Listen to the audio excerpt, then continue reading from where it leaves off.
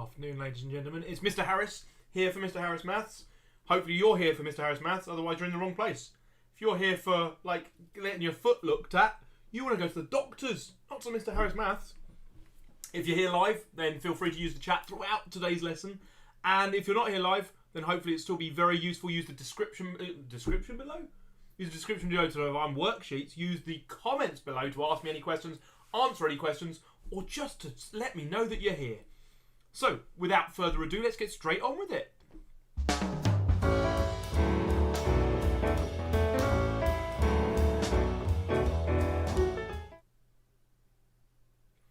So, my question to you is, what is amazing about the word swims? And while you're doing that, I'm going to say some hellos.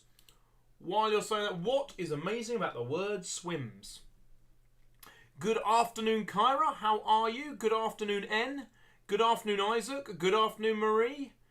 And good afternoon, anyone else who's joining who has not used the chat.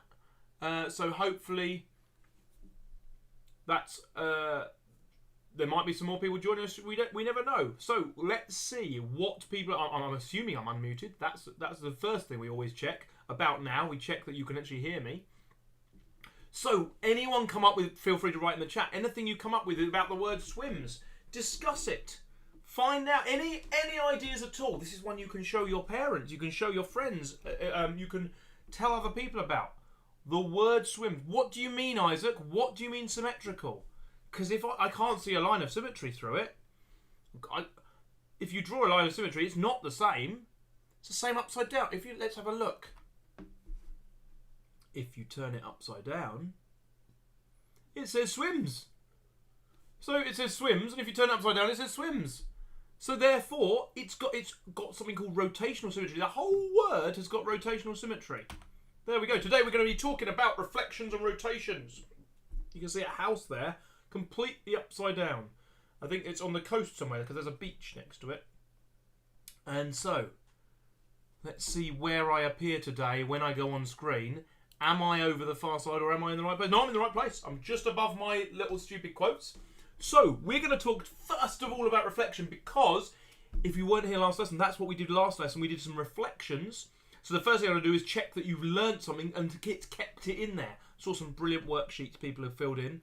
So now we've got to... Saw some brilliant worksheets. I wrote the worksheets. Some brilliant work people where they were working on the worksheets. So let's see. If we go in here and go here, but hide me because otherwise I'll be in the front. Can you draw lines of symmetry on any of these numbers?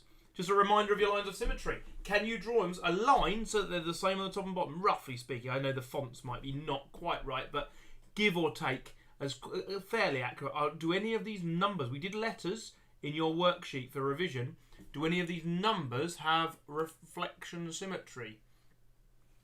Okay, so here we go. I think 3 and 8 are the only two numbers. We had all those letters with all those lines of symmetry that people will have found. They've found lines of symmetry in all sorts of things, but not in the numbers. Only 2 numbers with lines of symmetry, and they both go across. However, let's talk about that a bit more. We're going to talk more about rotations now. Now, rotation symmetry is like reflection symmetry, but it's to do with when you turn a shape around. What do I mean? Well, when you get a shape, I'm going to get a shape that might have rotation symmetry. I'm going to take my empty Dairy Lee pot. Now, if I rotate it, you see the Dairy Lee is now upside down. So, if I turn it round and round and round and round and round and round, it only matches itself once. However, if I get a piece of paper, and I've got a piece here, if I turn it, this one's got writing on it. Okay, blank piece of paper, and I turn it round and round and round and round. Here, it's the same as it was when it was upside the other way around. So we call it rotation symmetry. If I get off the screen, you can see more easily with an H. Here's an H. Here's another H. Watch what happens when we turn the H round. There, it's matching itself. So it matched itself once, as well as going all the way around. And we say that's got rotation symmetry 2 because, order 2, because it goes, if you turn it 360 degrees, it matches itself twice. first at the start and then back at the end again. So here's my challenge to you in the live chat, or if you're doing this at home, pause the video and write down what letters do you think. I think there are 7 letters that have rotation symmetry. I might be wrong. I might have missed one. But I've got in front of me 7 letters. All you have to do in the live chat, write down what you think the letters that have rotation symmetry are. I'll give you a clue. H is one of them, because I've just done it on the screen for you. Which other letters might have rotation symmetry? Absolutely. And this has been rotated at 180 degrees, or we call it a half turn. But we're talking about order of rotation symmetry. To have rotation symmetry, Logan Sheffield, you got O. I'll tick that off. Well done, Logan. And Isaac's got I, capital I. Yeah, well, that's a good point, actually, there, Isaac. Because the little I doesn't, but you're absolutely right. I was talking about capital letters, wasn't I? E, I don't think does, Logan. I don't think it has rotation. If you turn an E upside down, I don't think it looks like an E. It looks a little bit like a 6, I think. Isaac's right with O. Logan's got Z, so we can tick Z off. Logan's also got X. Rotation symmetry is when you turn it around. I'll do it with the H again, so you can see it on the screen. Does it match? So you can see the H matches it there. It matched itself. It's the same when you rotate it halfway around. So Logan has got a few there. E is not, I don't think, Logan. E, if you turn it upside down, it doesn't match itself. It goes the wrong way around. Cookies and cream. It's Marie, isn't it? Marie, if you write an E on your sheet of paper and turn that piece of paper upside down, let me do it for you. Look here. I'll just show me my screen. Here's an E. If I turn it upside down, that's not an E anymore. It's a 3. It's not an E, so it's not rotation symmetry. Let's go back to my PowerPoint and get myself gone. Okay, hopefully I'm there. So that's why E doesn't. So we've got H, I, N, and I'm missing one letter that no one said yet. There is one letter that no one has said. Let's see if anyone can guess it. C doesn't, because if you turn it upside down, let's do it again. Let's try it. Put me in front of the screen. C, turn it upside down. It's facing the wrong way now. Facing the wrong way, so it can't be a C. There is one letter you've missed. And I'm going to draw it. See if you can work it out just from me drawing it without you being able to see it. I'm going from the screen again now. So that's the sound of the one that we're missing. Here it is. An S. Logan's got it. Turn the S round. An S. Turn the S round. An S. Turn the S half turn. An S. X is even better because the X, if you do the X properly, it can have rotation symmetry 4 because the X can go quarter turn X, quarter turn X, quarter turn X, quarter turn X. So the X can actually have order 4 rotation symmetry. Let's go back to my PowerPoint where we got up to. So that is talking about rotation symmetry. And hopefully you've understood that. Maybe you could draw some shapes that have different amounts of rotation symmetry. In the sheet below, however, in the worksheet today, we're talking about doing rotations. What do I mean? Well, I need to disappear from the screen for that because we need to go over to my whiteboard, which we haven't used for a while. So hopefully this works. You should now be on my whiteboard. If all has gone according to plan, and because things don't generally go according to plan, I have to check in my other screen, you see.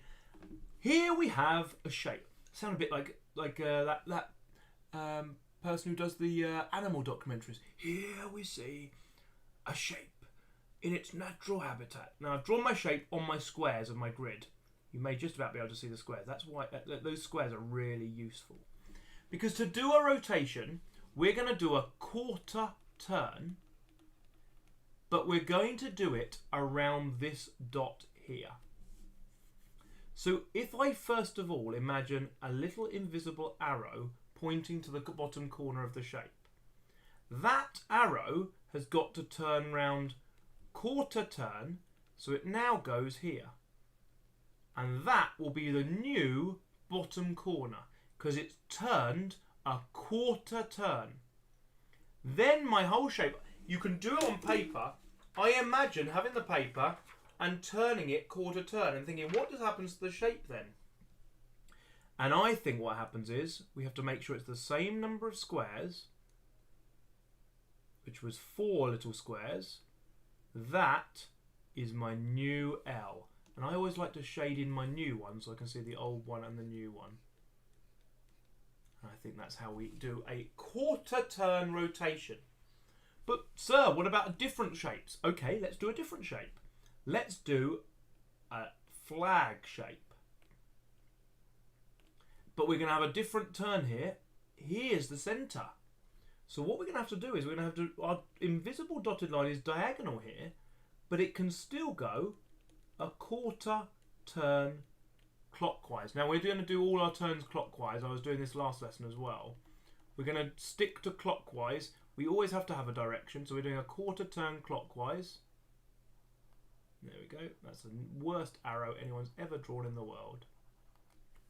Okay, and so this new one, the whole arrow, I see some people try and go there, but it can't go there because it's got to turn. Imagine your paper turning.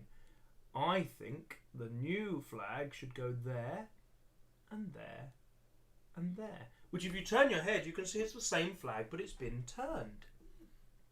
And that's what you have to do. You have to make sure you've rotated. Remember, I like to shade my new one so I can see the rotation turn. We'll do one more. Sometimes you can even have shapes which rotate from the inside. If they rotate from the inside, what I like to do is pick a corner and do my little dotted line is one space to that corner. So I rotate my little dotted line. That is going to be my new corner. But the corner, the whole shape has to turn. So I'm going to use my whole red pen for the turn. I think the new shape is going to go to there. It went up 4, along 3, and that is my new shape. It's harder when it rotates on top of itself. But what you can do is you could cut out these shapes and use like a pin or pencil to keep it in the same place and then turn it round to see where it goes to. But turning shapes inside the shape is a harder thing to do because the whole shape has to turn around that like there's a pin in it. Like there's a pin going through the shape and keeping it in that place so it spins round.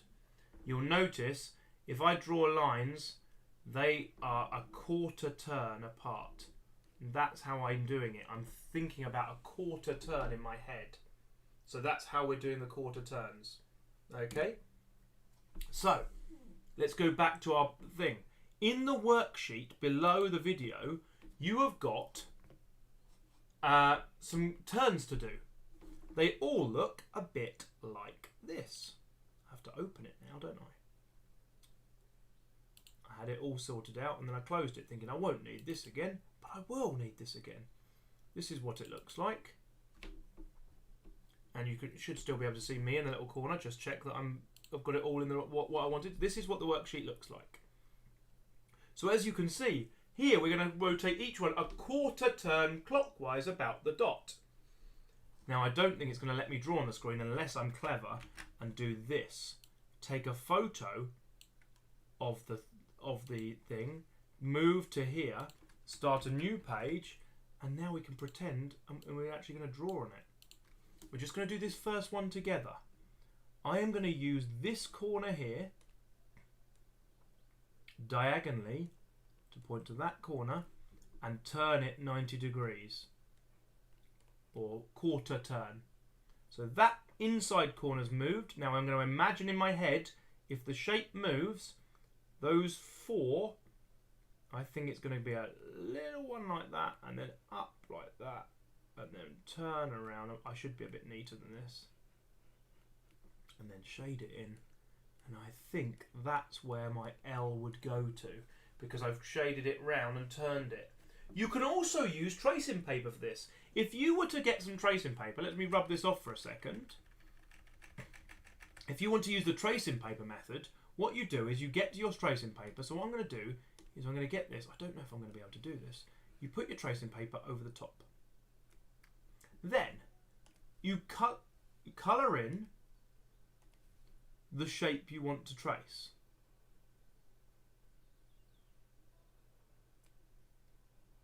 You then colour in the dot.